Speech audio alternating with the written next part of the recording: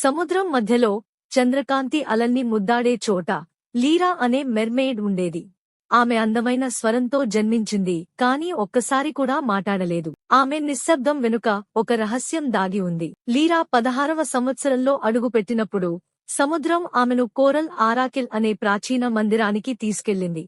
అది సముద్రంలోని లోతైన ప్రశ్నలకు సమాధానాలు చెప్పేది.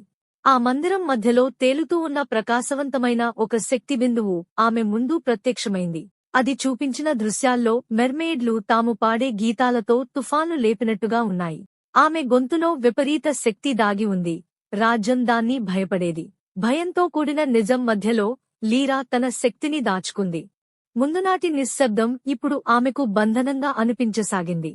ఒక రాత్రి విపరీతమైన తుఫాను ఉధృతమైంది. అది ఆమె పాడిన గీతం వల్ల కాదు, ఓడలోని మనుషులు మునిగిపోతున్నారు. లీరా తెలుసుకుంది, ఈ తుఫానును నిలిపేది తన స్వరమే. కంపించే పెదాలతో లీరా పాడింది. సముద్రం ప్రశాంతమైంది, గాలులు తగ్గాయి, మెరుపులు అదృశ్యమయ్యాయి.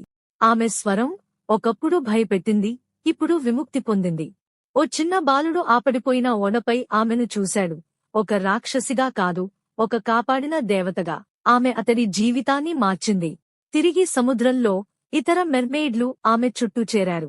ఆమె స్వరం వారికి అద్భుతంగా అనిపించింది. ఇక వారు భయపడలేదు.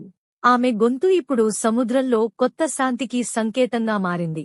లీరా ఇప్పుడు సముద్రపు చిన్నారుల మధ్య కోరల్ సింహాసనం మీద కూర్చొని ఆనందంగా పాడుతోంది. ఆమె స్వరం శాంతికి మార్గం చూపుతూ సముద్రపు జీవులందరికీ ఒకదారి చూపిస్తోంది.